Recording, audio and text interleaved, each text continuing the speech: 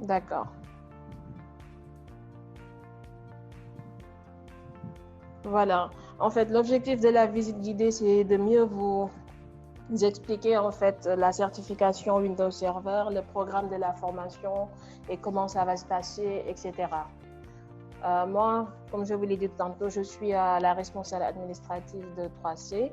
Et 3C, comme vous l'entendez, c'est un acronyme de Certification Coaching Center. C'est un centre de formation et de coaching pour les certifications internationales en informatique et pour les métiers du numérique également. Voilà. Nous proposons. Activer Oui, les diapos, hein, s'il vous plaît. c'est pas activé. Non, non. En bas, D'accord. C'est vous avez activé. C'est bon? C'est bon, je vois le PowerPoint. Vous le voyez? Oui, en fait, mais vous le faites sous mode de diapo. Votre D'accord. présentation, en fait. Ok.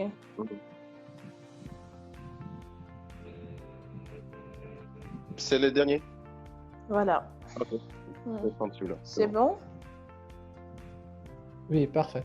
Voilà. En fait, nous accompagnons nos auditeurs dans l'acquisition des certifications internationales, la mise à niveau des compétences pratiques, la reconversion professionnelle.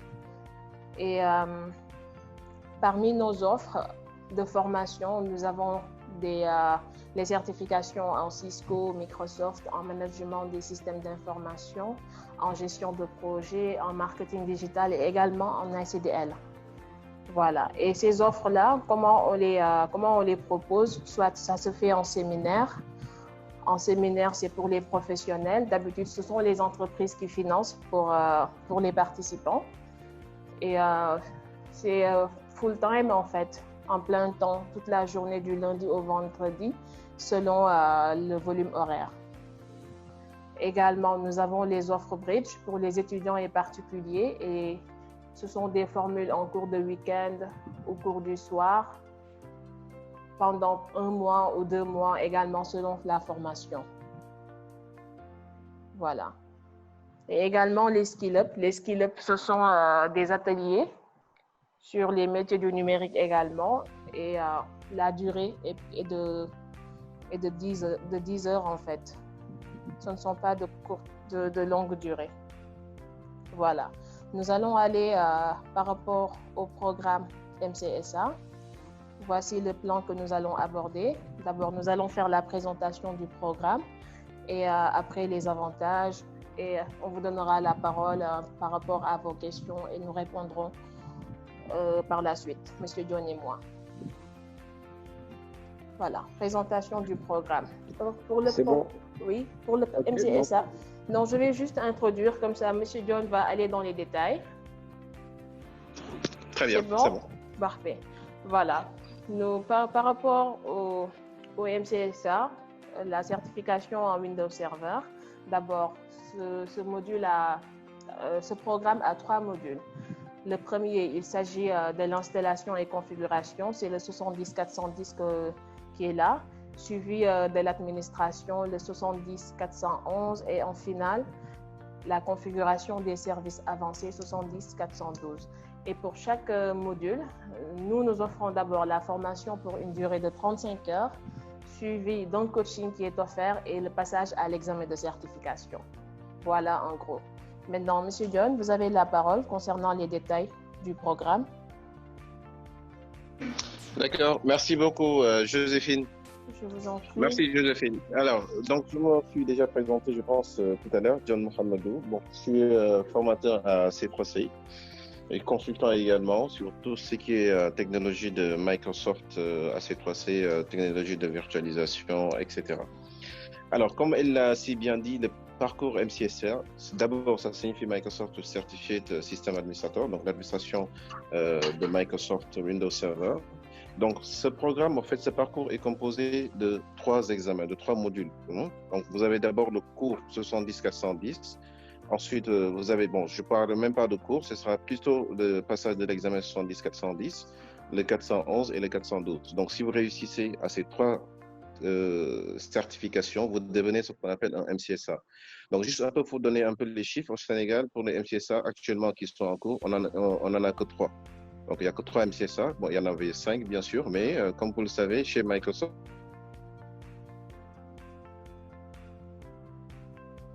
comme c'est pas mal aussi d'autres des titres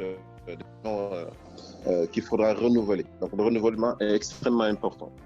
Alors, donc à ce niveau, on n'est que 3 présentement. Donc, pour vous dire qu'aujourd'hui, Windows est vraiment sous-utilisé. Maintenant, pour faire un résumé très simple, un résumé très simple de ces 3 programmes-là. Donc, elle a parlé tout à l'heure de l'installation d'administration service avancé, mais moi, je vais y aller en profondeur. En profondeur, pourquoi? Parce que ce parcours, en fait, intéresse plus tous ceux qui font de l'ingénierie système. Donc, quand on est ingénieur en système, en réseau, en sécurité. Donc, bien sûr, il y a certaines tâches, en fait, qu'il faudra faire en entreprise. Donc, vous savez tous aujourd'hui maintenir la sécurité. Cela veut dire qu'aujourd'hui, vous devez comprendre ce qu'on appelle les 7 couches, on parle de défense en profondeur.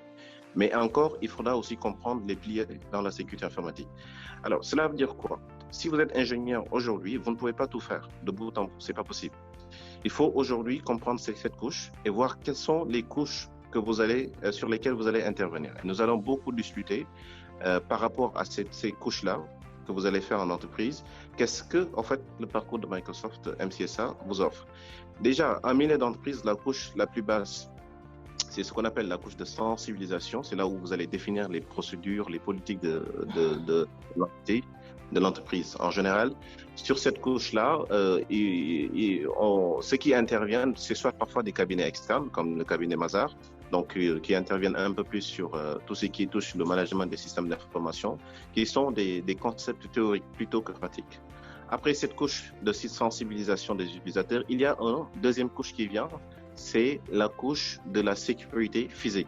C'est-à-dire, comment est-ce que ça doit être la salle des serveurs? Est-ce que vous devez utiliser une carte à puce pour y accéder? Est-ce que vous devez utiliser, je ne sais pas, une empreinte digitale ou bien pour accéder, ainsi de suite, ou bien même, est-ce que c'est par clé? En général, ça, c'est quelque chose que vous allez externaliser parce que ça ne vous concerne pas. Le plus souvent, vous faites appel à Sagam Sécurité ou bien à Phoenix ou bien à tant d'autres. Il y en a énormément ici au Sénégal. Si vous cherchez au niveau de l'expat, vous allez avoir ces informations-là.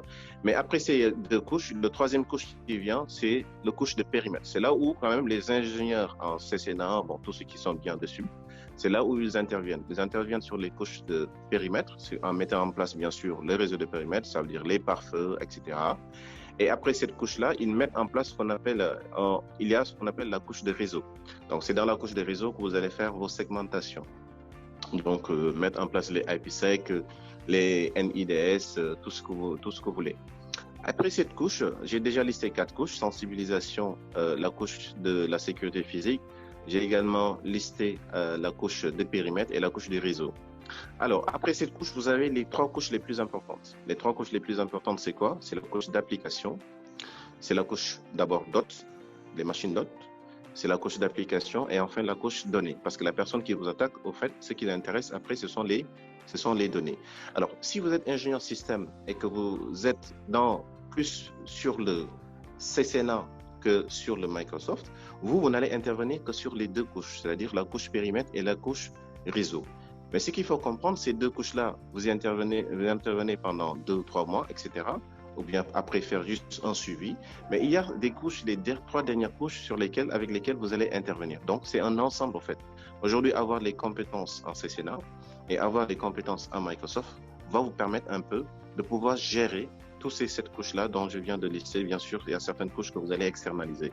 C'est ici juste pour vous dire que ce parcours de MCSA va aujourd'hui vous expliquer au niveau de chaque couche quels sont les piliers qui entrent en jeu.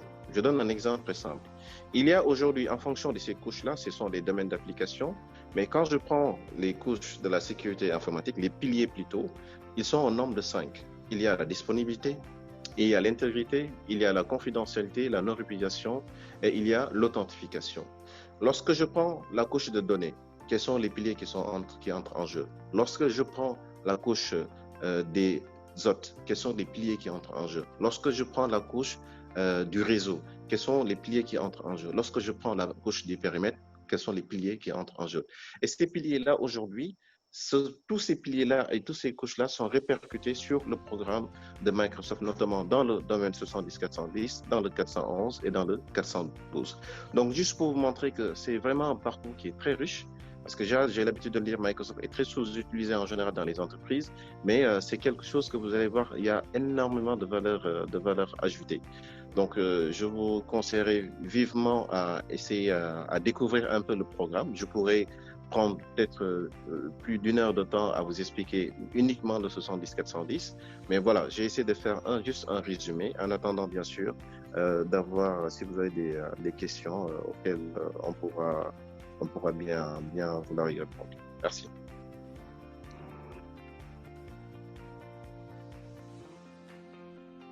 Allô?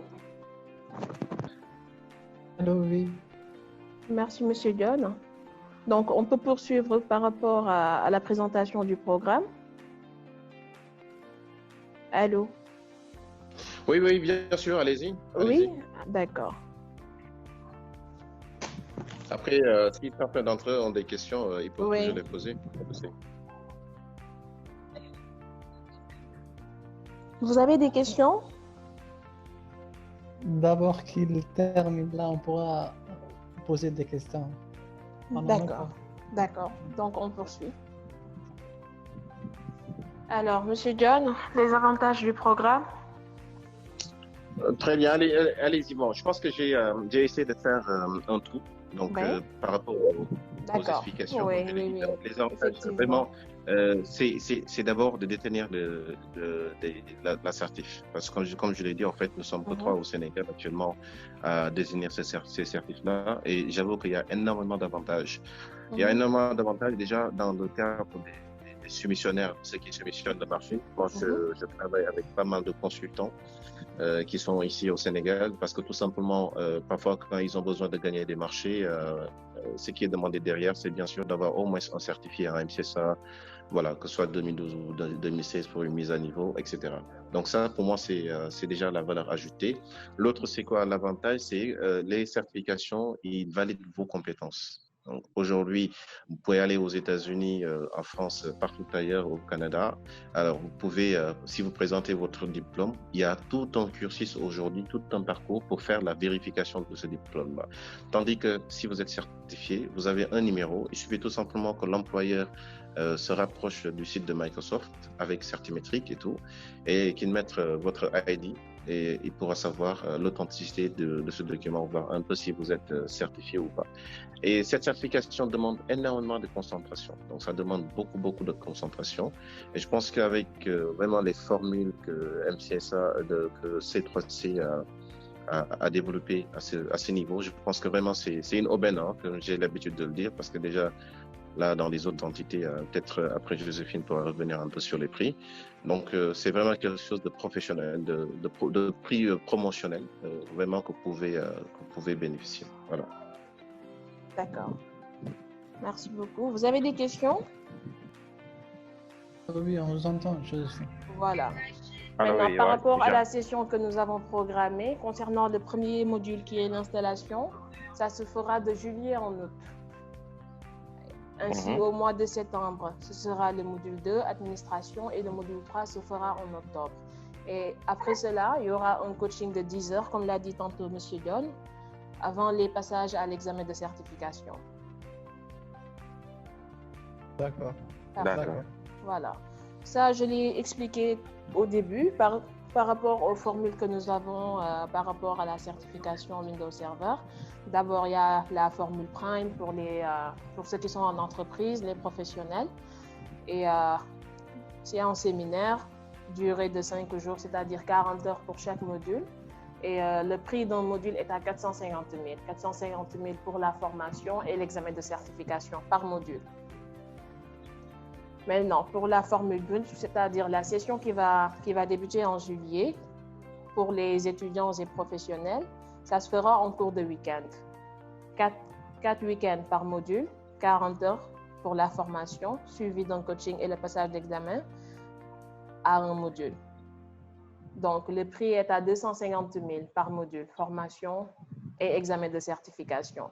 Mais si une personne souhaite faire les 3 modules, donc il y a une réduction qui s'applique en fait sur les prix. Au lieu de 750 000, ça vous reviendra à 700 000 francs CFA.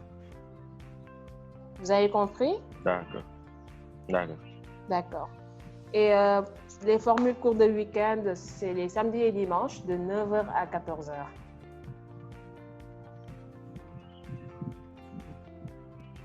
Le samedi, hein? Les samedis et dimanches de 9h à 14h. D'accord. Ok, Voilà. oui. Voilà. 9h, 14h. 9h, 14h, oui. Alors, vous avez d'autres questions? Bon, moi, c'est bon. Pour les autres? Moi aussi, c'est bon. C'est bon pour tout le monde? Monsieur John? Monsieur John? Monsieur John, vous êtes là?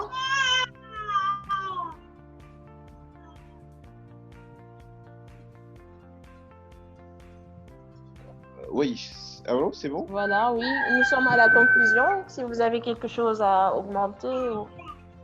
Oui, tout à fait. Donc, essayez juste de les rassurer un peu par rapport à la pratique. Hein. On va faire beaucoup plus que les théories. Ça, c'est dehors. Mais je pense que rien que le premier jour, vous allez même changer peut-être votre idée que vous avez sur les infras. Parce qu'aujourd'hui, comme j'ai l'habitude de le faire à chaque fois, c'est que quand on vous parle d'un serveur, donc les gens en fait ont tendance à expliquer un peu quelles sont les fonctionnalités du serveur, mais ils ne peuvent pas vous dire c'est quoi en fait. D'accord? Donc un serveur, c'est tout simplement un fournisseur de ressources. Et ça, c'est important de le connaître. Et les clients, c'est celui qui demande des ressources.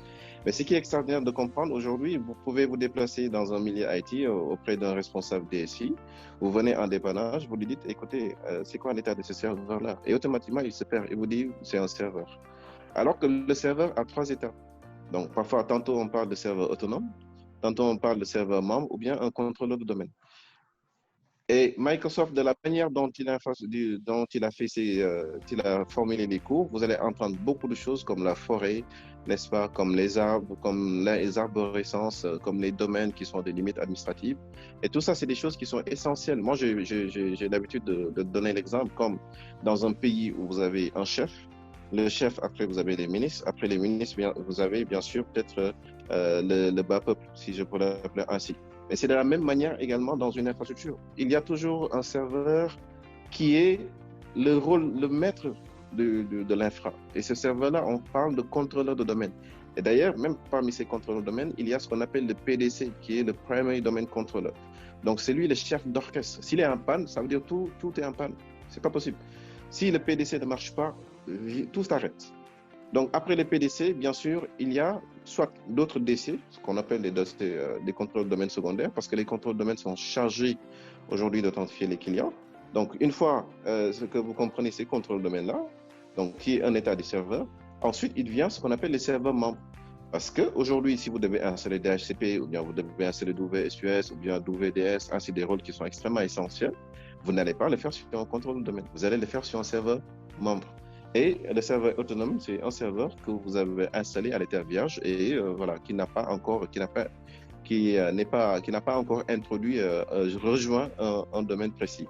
Donc, il est bien de comprendre ces différents états des serveurs-là, bien sûr, avant de faire quoi que ce soit avec les serveurs. Donc, il ne s'agit pas de venir installer et voilà. Ça, je pense que tout le monde peut le faire, mais de comprendre d'abord le concept et voilà. Et après, dès qu'on vous dira c'est tel ou tel rôle, vous devez l'installer sur un contrôleur de domaine ou bien sur un serveur membre, automatiquement vous serez sur le serveur dans lequel vous devez le faire.